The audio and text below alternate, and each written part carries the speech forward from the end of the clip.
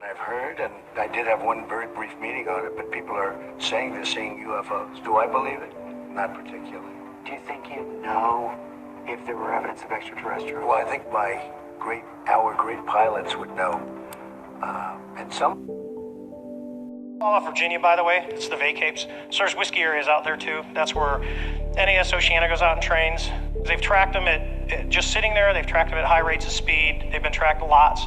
The radars they're using now are even better than the ones that I had in the Super Hornet. It's pretty amazing. More advanced technology, you know, cooler stuff, more capable. They're seeing it. At first they thought when they first saw it, they thought, oh, these are just ghost hits. And I'm like, no, that radar really doesn't provide ghost hits, which are false targets. It's pretty good. And then someone actually threw their targeting pod out there, and there was something there, because you can't hide from the targeting pod if you've got any type of heat signature. And that's what really started this. But they've been seen by many people as far as on the radar. And there's been a couple that have seen visual, because one guy almost hit one. It was just sitting there. This is recent. This is real recent. This is within the last 5 years.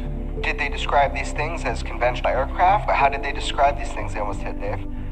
They describe it as, well, the one that almost got hit was like a clear beach ball sphere with a cube inside, so the little apex of each corner hit the cube. So they don't know if it's like a, you know, is it a beach ball or is it like a force field? I don't know. There's something around it. They never, this is kind of what's prompting, I think they're getting heat from other avenues of the government because of what happened with our incident that, you know, hindsight being 2020, which is how I live my life.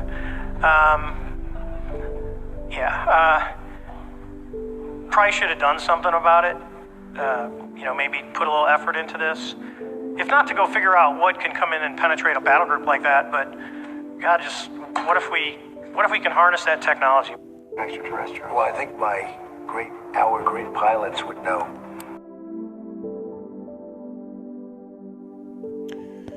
All right, guys, let's talk about the Navy Go Fast UFO sighting recently released to the public. And by the way, the Navy has said, we don't know what these are, right? And now we have very powerful politicians demanding answers. We'll get to that. Because look, guys, it is a matter of national security to have this type of technology flying around our skies without any explanation as to what it is. Now, anyway, let's talk about the bird theory. Apparently, we have some debunkers out there that are now claiming this UFO sighting was a bird. Yes, ladies and gentlemen, that is correct. Like a bird with feathers. Like a bird, okay? Anyway, look, Nocturnal, get serious. We just had the damn President of the United States on. We got to get serious here. Okay, let's talk about the FLIR pod, okay, and what the Boeing experts have to say. The FLIR pod, a forward-looking infrared. Basically, it's a camera recording in thermal imagery. And you guys have to understand, these cameras are weapons systems, on military crafts, with highly advanced technology.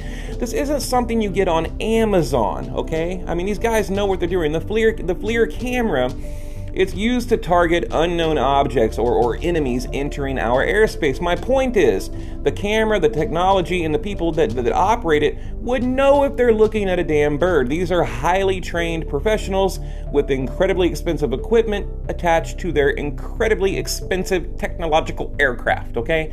So just enough of that, okay? This whole bird theory. And by the way, we also have the Tic Tac video, the gimbal video, and we'll talk about that later on. Anyway, according to the people that actually use the FLIR camera, you cannot pinpoint a bird, on that camera. You cannot lock this FLIR camera onto an actual bird. And that is coming from Boeing. That is coming from the experts that designed it. You simply can't, okay? I mean, maybe you could, but not in the way we've seen in the video, is what they say. So the weapon system, like I said, you have to understand how this thing actually works. And yeah, maybe I'll include like a little video or an overlay. But anyway, another interesting new development is the object that is locked in, in the image you're seeing, is colder than the ocean surface. Now, guys, this is breakthrough. This is a breaking here, right? New information. The object you're looking at is colder than the ocean's surface. Now, what does that mean? right? Now, around that time, people did a little bit of an investigation. They said the ocean was about 65 degrees. So whatever is in the video is colder than 65 degrees. You guys understand, right? Birds are typically around 100, 105 degrees. That's why the UFO is white. And according to the FLIR technology, it is colder than the ocean surface. So it cannot be a bird, and how crazy is it that the UFO is actually colder than 65 degrees? Very, very interesting. They can also estimate that the craft is traveling around 300 miles an hour. Now, I don't know too many birds that can fly about, 300 miles an hour. Right?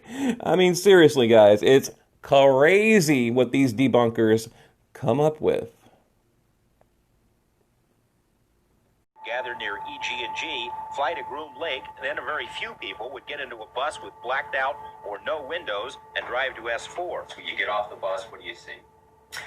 Very interesting building. It's got a slope of probably about 30 degrees, which are hangar doors.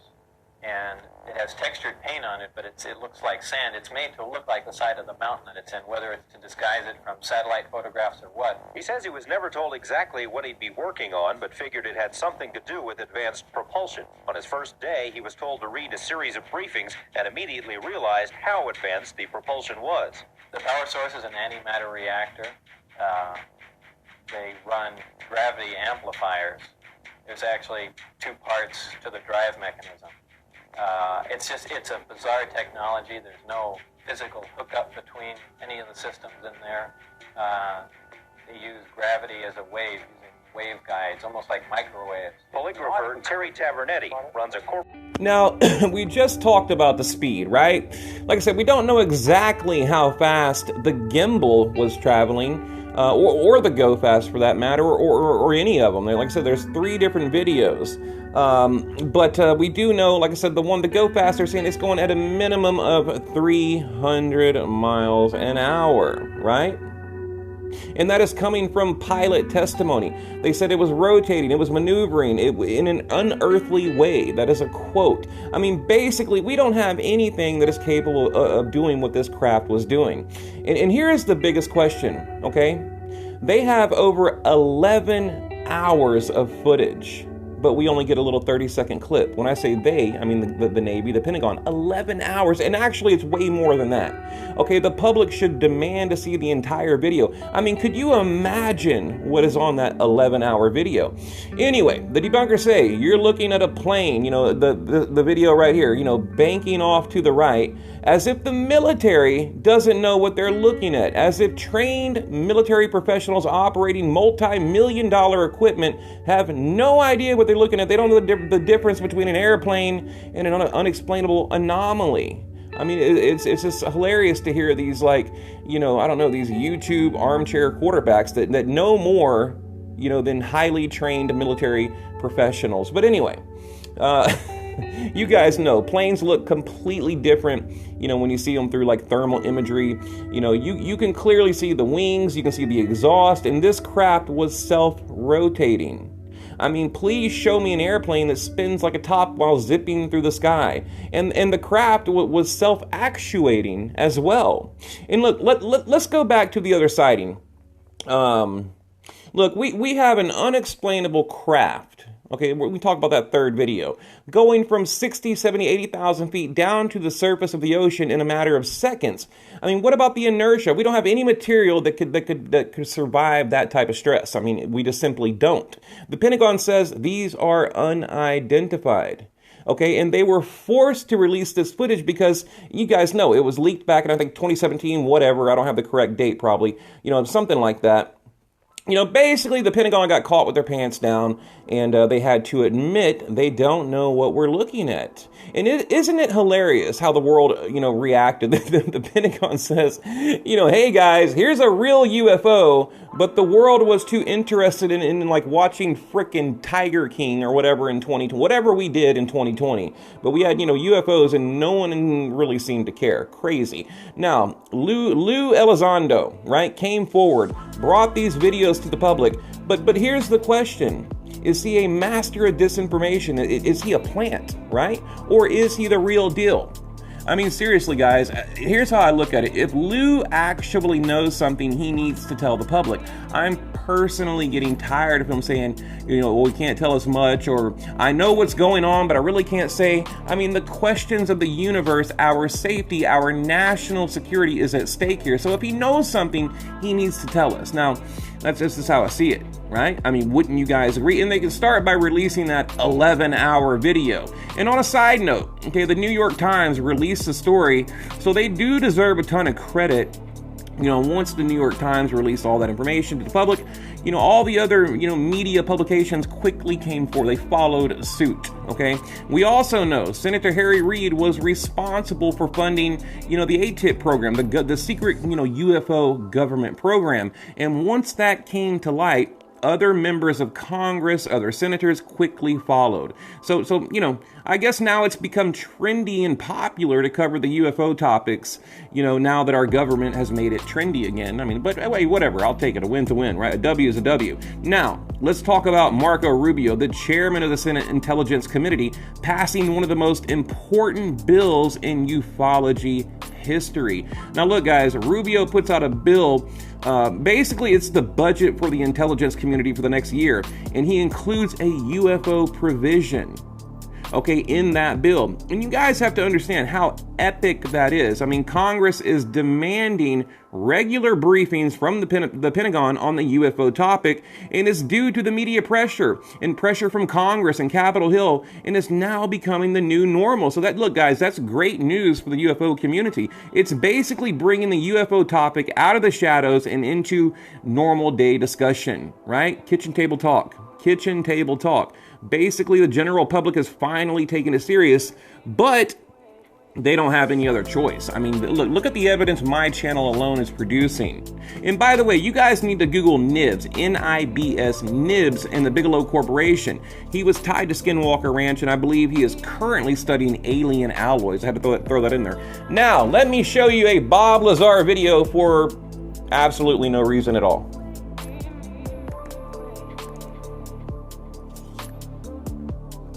You're truthful. We saw something up there that you think might have been. I really hate to say stuff that I can't put my hands on and say this is absolutely for sure. What did you see? I walked down the hallway at one time while I was working out there, and there were doors.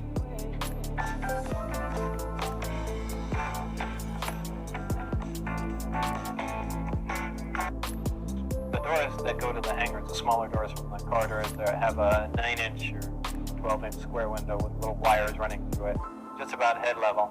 And as I was walking by, I just glanced in and I noticed, at a quick glance, there were two guys in white lab coats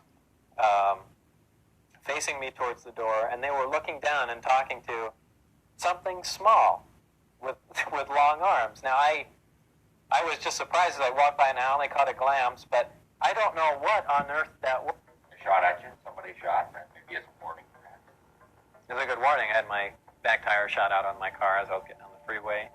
Saw the guy. Yeah. Is this a secret worth killing to keep? I mean, the government, what you say? Obviously. Anyway, guys, in closing, you know, what do I think about this whole thing? I think, look, guys, a lot of people out there, they're really sleeping on this. You don't understand how important this new bill is to the UFO community, or how important these, you know, the release of these videos are to the UFO community. Like I said, it is our generation's Roswell, and I believe it is. You know, this is a very important moment, not only in human history, but in ufology. You know, we're going to look back on this and go, yes, that was, you know, the tipping point. Like I said, it's become, you know, the new normal to believe, and now they call it UAPs, not UFOs, but whatever, I don't care what you want to call it. You can call it triple T, triple P, triple G, whatever, I don't care. You know, as long as people are finally taking it serious. And yes, I mean, there are still, you know, the UFO nuts out there that think every little dot in the sky is a UFO. I'm not one of them. I am a serious UFO researcher. And when I say UFO, you know, it's the big questions of the universe. Why are we here? How did we get here? Where are we going? I mean, what is around? You know, these questions that I don't understand. Why isn't everyone asking these questions? But again, you know, we're getting there. The people of the world, okay, the government, you know, people at work, your family, your friends, your neighbors. Like I said, it's no longer taboo to talk about this stuff, you know, and again, you can really credit that to this Navy UFO sighting, you know, the release of the tapes or whatever. But we need all the footage. I mean, guys, seriously, they literally have hours and hours and hours of footage. And I've watched all the documentaries, I've read all the testimonies, I've watched all the conferences, the meet and greets with you know, Fravor and all the pilots and all them. And, you know, George Knapp has done a great job breaking this thing down, you know. Jeremy, I mean, all these guys, right?